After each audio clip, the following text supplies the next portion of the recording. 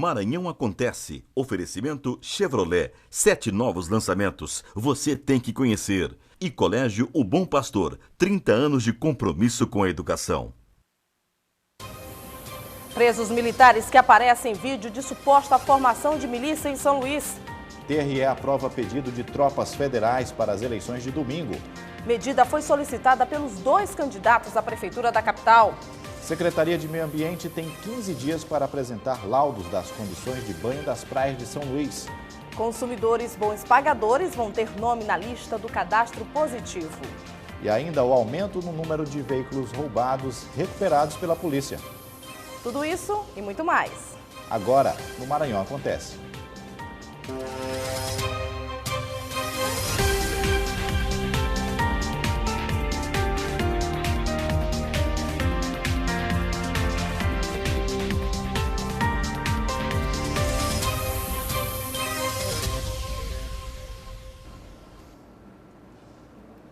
Olá, boa noite para você. Boa noite. Nossa edição de hoje começa com as informações das eleições municipais 2012.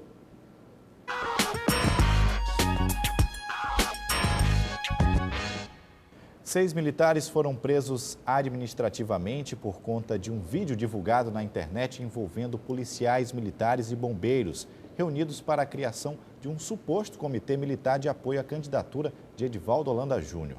As imagens já foram analisadas por juízes e pela equipe da Secretaria de Segurança Pública do Estado. O secretário Aloysio Mendes afirmou que se durante as investigações a participação de policiais envolvidos com milícia for confirmada, eles vão ser punidos de maneira exemplar. Foram presos administrativamente o coronel Jonas Batista Durans, subchefe do Comando de Bombeiros Militar do Maranhão, o cabo Roberto Campos, do 6º Batalhão de Polícia Militar, o sargento Juarez de Moraes Aquino Júnior, da Companhia de Policiamento de Guarda, o cabo Marcos Antônio Ramos, do 2º Grupamento de Bombeiros Militar, e o cabo Jorge Henrique Souza da Costa, do Subgrupamento de Busca e Salvamento. Os militares foram recolhidos aos quartéis depois de identificados neste vídeo que circula na internet desde domingo, intitulado de Milícia 36. O secretário de Segurança Pública afirmou que os militares devem responder por suas ações e confirmou a veracidade do vídeo. Não resta dúvida que o vídeo existe, não existe nenhuma prova contrária à existência do vídeo. Nós vamos encaminhar para a perícia, mas se percebe que não houve montagem. O que pode ter acontecido ali é uma edição, o vídeo deve ser mais longo e que alguns trechos foram suprimidos. Agora, o teor dos trechos que foram divulgados são extremamente graves, são extremamente preocupantes. Em função disso, tanto o Comando do Bombeiro quanto a Polícia Militar já tomou a providência necessária no sentido de uma detenção disciplinar daqueles militares. E agora nós estamos analisando, tanto no âmbito da Polícia Civil quanto da Polícia Militar e do Corpo de Bombeiro, da abertura de inquérito policial militar ou de inquérito da Polícia Civil. Ainda segundo o secretário, há fortes indícios de formação de milícia. Eles mesmos dizem no vídeo que estão ali no intuito de formar uma milícia, no intuito de fazer uma participação mais efetiva no processo eleitoral. Isso por si só é muito grave. Nós já identificamos vários casos semelhantes no Estado no primeiro turno de policiais atuando de forma de milícias armadas, agindo em detrimento de campanhas de A, B ou C. E isso precisa ser dado um fim a isso. Nós vamos usar esse caso também de maneira exemplar para, caso reste provado a formação dessa milícia, de que eles sejam punidos de maneira exemplar. Na Assembleia Legislativa, as discussões giraram em torno das eleições de segundo turno da capital. O principal assunto discutido foi o vídeo com as imagens da suposta formação de milícias. Os deputados aproveitaram o tempo dos blocos para falar principalmente sobre a campanha eleitoral em São Luís. Fortes discussões e ofensas entre os parlamentares marcou a sessão desta terça-feira. Ao questionar a suposta formação de milícias envolvendo militares, denunciada por meio de um vídeo amador, Gardênia Castelo foi duramente criticada pelos deputados Rubem Júnior e Bira do Pindaré. Eu tenho certeza que o povo de São Luís vai saber escolher, que a mudança não significa pouca idade nem cara nova. A mudança é atitude. Esse vídeo é repleto de edições, ou não é? É por isso que a Justiça Eleitoral da comarca de São Luís já reconheceu a ilegalidade da transmissão do vídeo no programa eleitoral. É um exagero, é uma exacerbação, é uma tentativa desesperada, porque quem está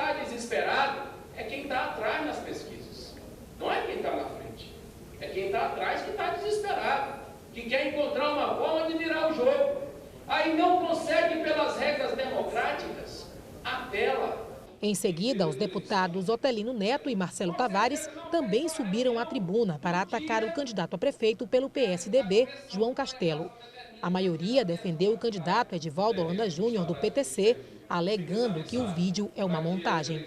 Do jeito que a campanha do prefeito Castelo baixou o nível e resolveu usar todos os expedientes para tentar reverter a vontade popular, aquele caso, Lurian pode voltar, Reis Pacheco pode ter uma nova cara, enfim, eu já não duvido mais de nenhum tipo de invenção nessa eleição. O vídeo é assim, uma montagem sobre as regras da legislação eleitoral, ele é uma trucagem. A discussão dominou os debates desta terça-feira. Eu não tenho dúvida de que o povo de São Luís está muito atento, né, que na realidade nós temos duas candidaturas, uma que pensa na cidade, que é a candidatura à reeleição do prefeito, e outra candidatura que só está pensando na eleição de 2014. A legislação eleitoral ela proíbe a utilização de edições. Então eu acho que não deveria ter sido utilizado e isso acaba contribuindo para o baixo nível da eleição em São Luís, infelizmente. A suspeita de formação de milícias registrada em grande parte dos municípios do estado deve ser investigada pela Assembleia Legislativa do Maranhão. Nós vamos procurar o comando da Polícia Militar e o secretário de Segurança para que nós possamos tomar uma decisão unânime, porque isso não é concebível. Que os nossos militares, ao invés de estarem trabalhando pela segurança, fiquem fomentando atitudes como essa que nós estamos a ouvir aí nessas gravações. E esse clima de incerteza e de controvérsia fez com que o Tribunal Regional Eleitoral do Maranhão solicitasse o envio de tropas da Força Nacional para garantir a segurança no domingo. A medida foi pedida pelos dois candidatos à Prefeitura de São Luís. Durante a reunião entre os representantes da Segurança Pública e o corregedor-geral do Tribunal Regional Eleitoral do Maranhão, foi confirmado o pedido das tropas do Exército para trabalhar durante as eleições de segundo turno. A possível milícia, com a participação de militares, preocupa as autoridades. O fato de terem acontecido esses dois detalhes que aconteceram aí no sábado e essa divulgação desse vídeo fizeram apenas com que nós antecipássemos a prevenção no quesito que nós elegemos como prioritário, que foi a segurança. A segurança está conosco há mais de 3 meses, permanentemente. Ninguém baixou a guarda, ninguém deixou de atuar. A Polícia Federal continua trabalhando, mesmo que não apareça nas ruas. A inteligência do Exército está atuando, a Secretaria de Segurança, todos continuamos atuando. Segue o mesmo planejamento coordenado pelo TRE, em conjunto com a Secretaria de Segurança Pública e todas as instituições envolvidas, como a Polícia Federal, para que nós tenhamos uma suplementação de esforços em prol da tranquilidade do dia do pleito. Além do Exército, a exemplo do primeiro turno, a Justiça Eleitoral vai receber o reforço da Polícia Federal durante o pleito que acontece no próximo domingo na capital. O que a gente vê agora no segundo turno é repetição da experiência bem-sucedida do primeiro turno. A gente tem a união das forças de segurança para promover um processo eleitoral tranquilo. Essa é a ideia, que as forças possam estar todas presentes para ter tranquilidade para o eleitor no dia da eleição. Com o reforço, a Justiça Eleitoral do Maranhão acredita que o trabalho durante as eleições seja realizado tranquilamente, como no primeiro turno, quando não houve a necessidade de tropas federais nas eleições em São Luís.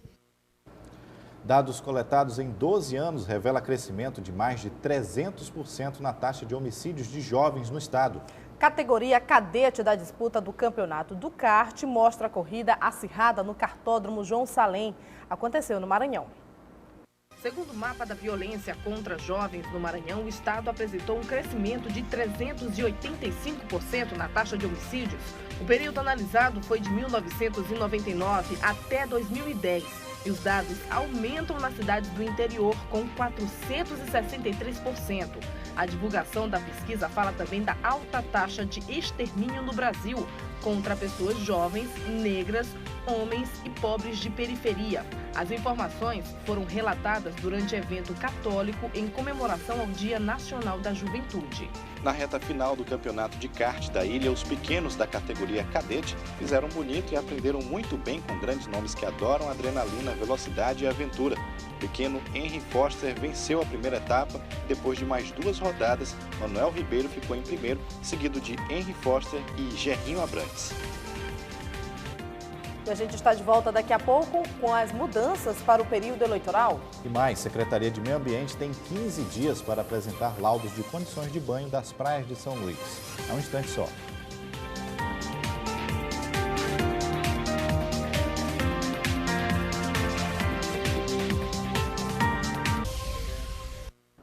Faltam 5 dias para o segundo turno das eleições e já começam a vigorar novas regras por conta da votação no domingo. O eleitor, por exemplo, não pode mais ser preso. No rádio e na TV, a propaganda encerra na sexta-feira. A partir desta terça-feira, 5 dias antes das eleições, nenhum eleitor pode ser preso ou detido, a não ser em flagrante delito, por crime inafiançável ou ainda desrespeito às leis eleitorais, até 48 horas depois da eleição. Ainda nesta terça-feira, começa o prazo para que representantes dos partidos políticos, Ordem dos Advogados do Brasil e Ministério Público formalizem pedido ao juízo eleitoral para a verificação das assinaturas digitais. Dia 25 é a data limite para a propaganda política mediante reuniões públicas ou realização de comícios. E data para começar a vigorar a lei seca, com a proibição da venda de bebidas alcoólicas, 3 dias antes da eleição. Já no dia 26, deve encerrar a divulgação da propaganda eleitoral do segundo turno no rádio e na televisão, além da divulgação paga na imprensa escrita. E o último dia para a realização de debate, não podendo passar de meia-noite. Sábado, um dia antes da eleição, termina a propaganda eleitoral feita com uso de carros de som ou alto-falantes, além da distribuição de material gráfico e a realização de caminhadas ou passeatas.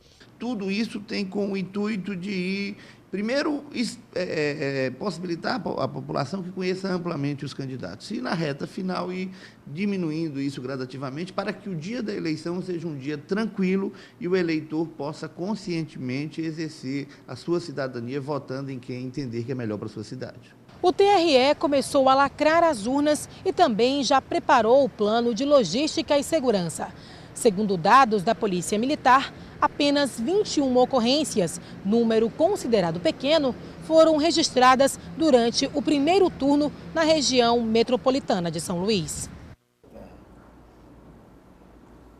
Quarta-feira marcada por reunião e gravação de programa eleitoral. Veja agora a agenda dos candidatos para amanhã.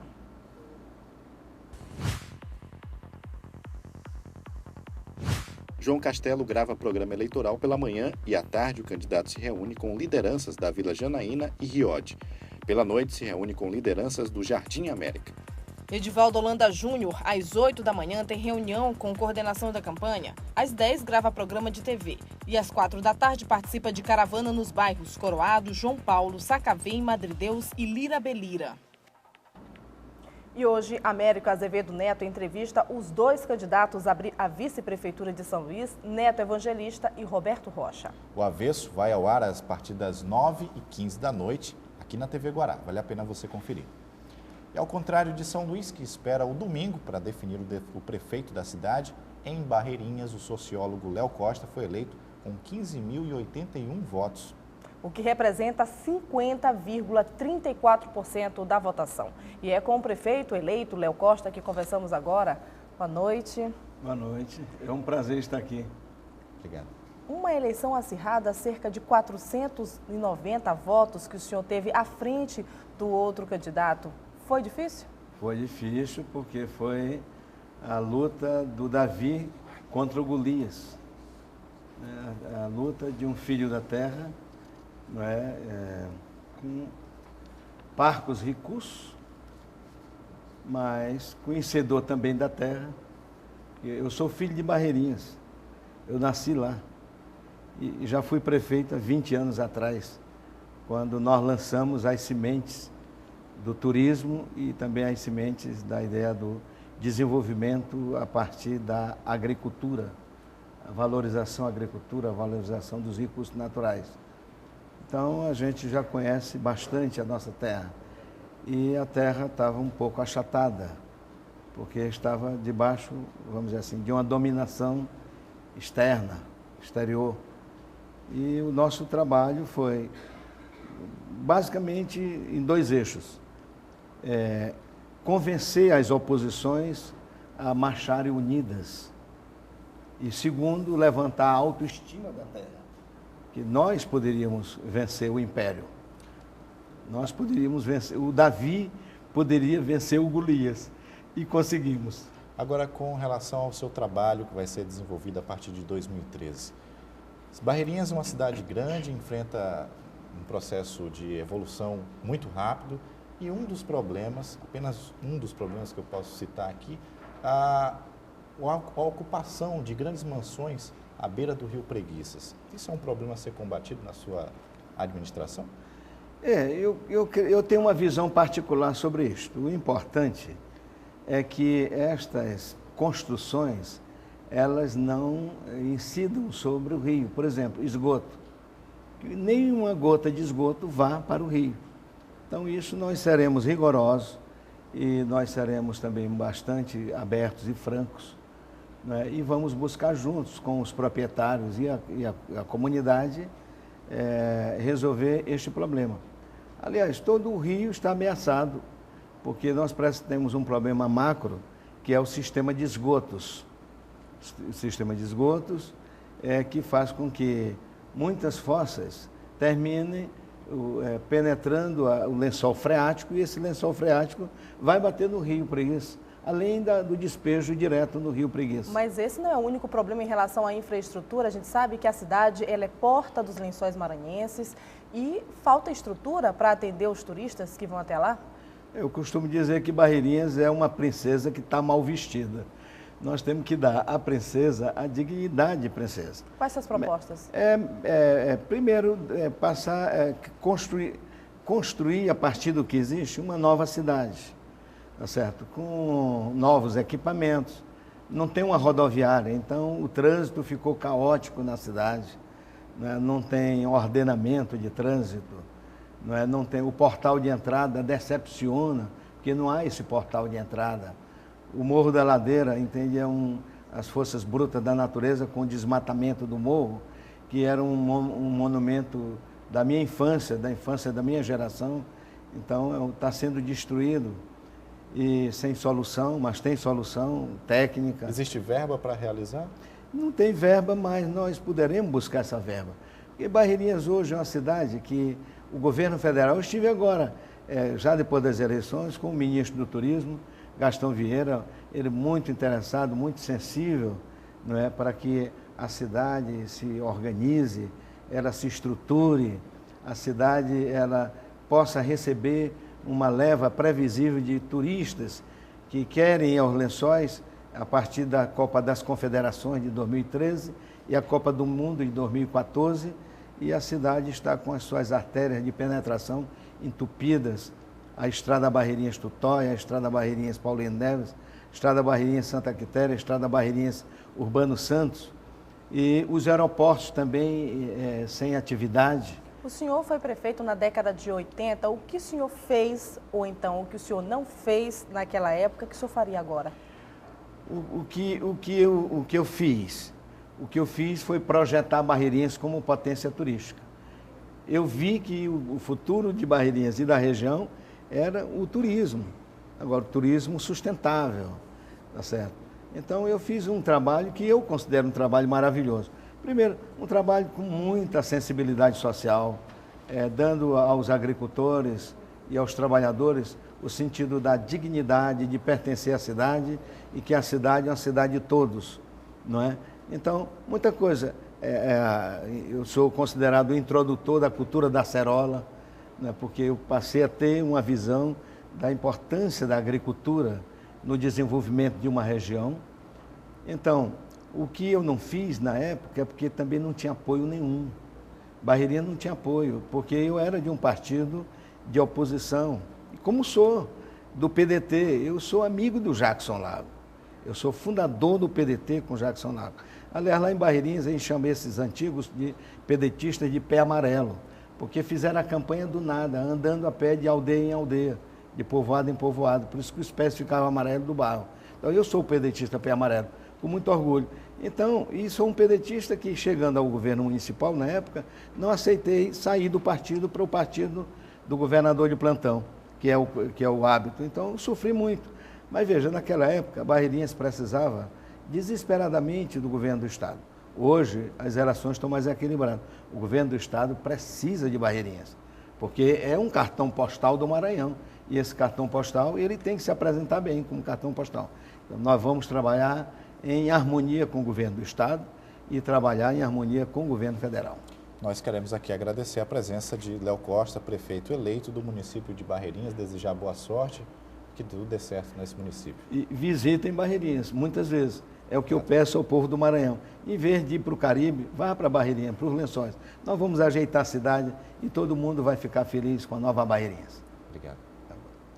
E a Secretaria de Meio Ambiente tem 15 dias para apresentar ao Ministério Público todos os laudos sobre as condições de banho das praias de São Luís. No documento devem constar os resultados desde o início do ano. Durante 4 meses, as praias da capital maranhense foram interditadas para o banho, recebendo estas placas com a informação de que estariam poluídas. A principal causa dessa poluição seria o lixo e o esgoto que são jogados diretamente na bacia litorânea. Mas no dia 11 de outubro, a Secretaria de Meio Ambiente e Secretaria de Saúde do Estado anunciaram que o laudo feito anteriormente estava errado. Mas o Ministério Público deu um prazo de 15 dias à Secretaria de Meio Ambiente para que apresente todos os laudos referentes às condições de balneabilidade das praias desde o começo do ano. Nós estamos aguardando, inclusive, através do Ministério Público Estadual, foi solicitado que sejam feitas essas análises. Nós temos que ter, pelo menos, durante 4 semanas, ou seja, vai um período de 1 mês, esses resultados. Ideal, inclusive, que se estenda por 5 semanas consecutivas, para que se possa extrair uma média dessas amostras de acordo com essa nova metodologia. De acordo com este pesquisador, o problema é antigo. Em meados da década de 80, algumas instituições federais fizeram uma pesquisa e constataram a poluição nas praias, com exceção apenas da Praia do Araçagi, que nessa época quase não era habitada. Hoje o problema se agravou, chegando a uma marca de 80 mil coliformes fecais para cada 100 mililitros de água. Elas estão impróprias para banho. Essa constatação nós temos desde 80, em que se realizaram várias análises por diversas instituições, inclusive as universidades locais. Apenas a metodologia que foi utilizada, ela foi revista e se abateu um pouco a questão do número de coliformes, mas elas continuam impróprias. A população pode estar correndo grandes riscos de contrair algumas doenças caso banhe nas praias. A quantidade de resíduos despejados nas praias a cada dia é de assustar, cerca de 12 toneladas. Nós temos faixas de até 1 quilômetro onde se tem o lançamento desses esgotos que tem que ser interditadas. E veja daqui a pouco, depois do intervalo, consumidores que são bons pagadores vão ser tratados com privilégios no comércio. Para análise e dicas, Cucino Moreira, comentarista de economia, fala sobre o assunto. Voltamos já já.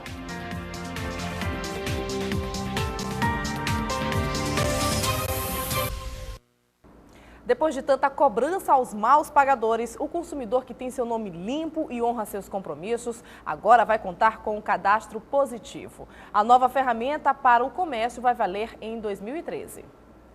Nos últimos tempos, o comércio e as instituições de crédito estiveram mais preocupados com os devedores. E com razão, pois em 2011 o número de inadimplentes teve aumento de 21%, segundo informações do Serasa.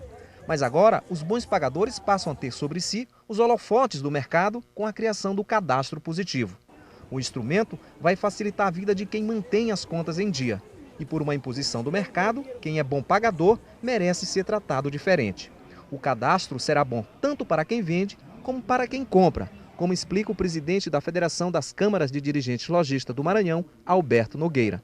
Para o empresário, a gente percebe que há uma possibilidade de alavancar das vendas, por conta que a gente vai ter consumidores com históricos positivos e aí, consequentemente, o comércio vai facilitar todas as situações para que aquele consumidor possa fazer sua aquisição.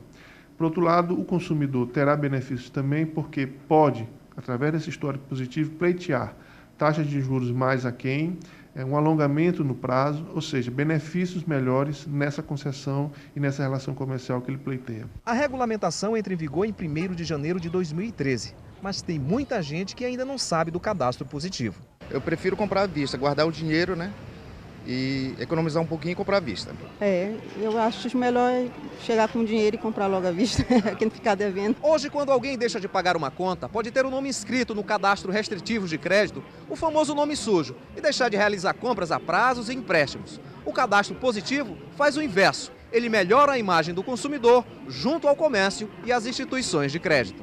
Será criado um banco de dados com informações comerciais de até 15 anos de cada consumidor, mas ele terá que autorizar o acesso das informações. Quem está informado sobre a novidade, aprova. Os bons pagadores beneficia muito, né? É muito bom. Depois de muita polêmica entre bancos e órgãos de defesa do consumidor, os bons pagadores vão ter benefícios. Cucino Moreira fala sobre esta novidade na área comercial. Boa noite, Cucino. Boa noite, Daniela. Boa noite, Hugo. Boa noite, telespectadores. Essa é uma medida que inverte a lógica que prevaleceu até hoje na relação de consumo entre as pessoas e as empresas. Em vez de se dar ênfase ao aspecto negativo, se vai dar ênfase ao aspecto positivo, isto é, aquele bom pagador, aquela pessoa que tem um histórico positivo nas suas relações de compra, nos seus pagamentos, ele vai desfrutar de benefícios decorrentes desse seu comportamento. Esse é um primeiro aspecto que revela, inclusive, um avanço de parte do comportamento nas relações de consumo no país. Entretanto, é preciso advertir para algumas coisas para que a gente também não alimente falsas expectativas ou não venha a ter frustrações posteriormente. A experiência internacional tem demonstrado que apenas depois de algum tempo, depois de alguma experiência com o uso da ferramenta do cadastro positivo, ele de fato começa a influenciar sobre a taxa de juros e sobre os prazos concedidos aos tomadores de empréstimo, aquelas pessoas que compram a prazo. É preciso que o próprio comércio e é preciso que o próprio sistema bancário aprenda a lidar com essa ferramenta, ele mude de fato a sua cultura, dá ênfase no aspecto negativo para o aspecto positivo, para que esse novo instrumento passe a produzir todos os seus efeitos positivos que de fato podem acontecer. Então, isso representa um avanço, mais uma novidade interessante na economia brasileira, em um momento que é particularmente importante, que é o momento em que a taxa de juros vem já há um ano caindo e que é desejável que essa queda se mantenha por um período de tempo longo, consolidando uma taxa de juros que seja semelhante à de todos os países do mundo.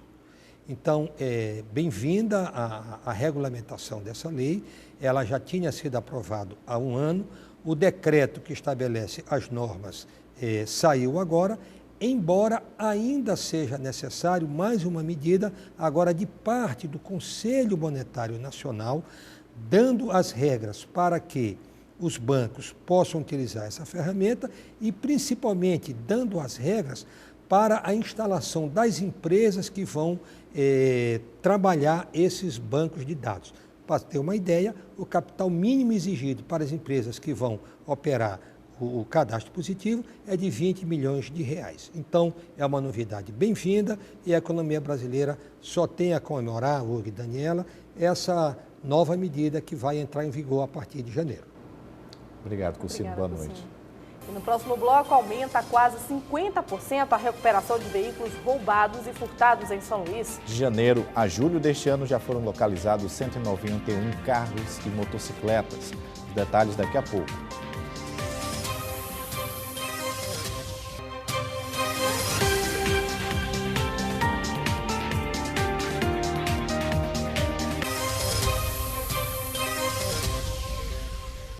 Aumentaram em quase 50% os números de recuperação de veículos roubados e furtados em São Luís. Os dados são do primeiro semestre deste ano em relação ao mesmo período do ano passado. De janeiro a julho foram encontrados 191 carros e motocicletas, bem diferente do ocorrido no ano passado. O quadro com as chaves é uma espécie de troféu, ao mesmo tempo dá uma ideia de como é grande o número de veículos roubados na capital. No pátio da Delegacia de Roubos e Furto de Automóveis, os carros se amontoam. Alguns estão aqui há vários anos. Muitos, os donos não foram localizados. Outros são provas em processos que tramitam na Justiça. O delegado Paulo Hertel diz que com a ajuda da tecnologia facilitou a recuperação de veículos roubados na capital. Nossa equipe anda com o laptop e consegue identificar os veículos quando é requisitada a numeração da placa. Então, por isso a gente consegue recuperar veículos. E com certeza o sistema do CIOPS, junto com o Detran, com as informações que nós alimentamos do Detran com os carros roubados, é possível qualquer policial ter acesso aos CIOPS, que vai passar as informações se o veículo é ou não bloqueado. Uma das últimas ações da polícia recuperou esta BMW, avaliada em cerca de R$300 mil. O carro luxuoso desapareceu de São Paulo e foi encontrado em São Luís com uma pessoa que disse à polícia tê-la comprado por R$96 mil. Os proprietários já foram avisados para vir buscá-la. O delegado diz que para cada um carro roubado, 5 motos desaparecem. Antes que só roubavam transeuntes, carteiras, passaram a migrar para esse nicho que é o roubo da motocicleta, que é altamente vantajoso. E para bandido, por óbvio, né? Por isso a dificuldade, porque tem muita gente atuando no mercado. Segundo números da polícia, 301 veículos foram roubados ou furtados no primeiro semestre de 2011. Desses, 191 foram recuperados e em 72% desses crimes houve emprego de violência. O fato das motocicletas estarem na preferência dos criminosos se justifica porque só na capital são 350 mil motos rodando. Confira agora o que acontece amanhã. Secretaria Municipal de Trânsito e Transportes entrega nesta quarta-feira 10 novos ônibus para a população. A solenidade vai ser às 9 da manhã no pátio da SMDT, no bairro do Ipasse. A proposta da ação é melhorar a qualidade do transporte coletivo da capital. Amanhã começa a 6ª jornada de publicidade e propaganda no auditório da Faculdade Estácio São Luís. O evento acadêmico vai contar com profissionais experientes do mercado brasileiro e vão abordar as novas tendências e demandas do setor. E assim a gente encerra a nossa edição de hoje. Boa noite para você, até amanhã. Boa noite, até amanhã a partir das 6h30 da noite. TV Guará, diferente por natureza.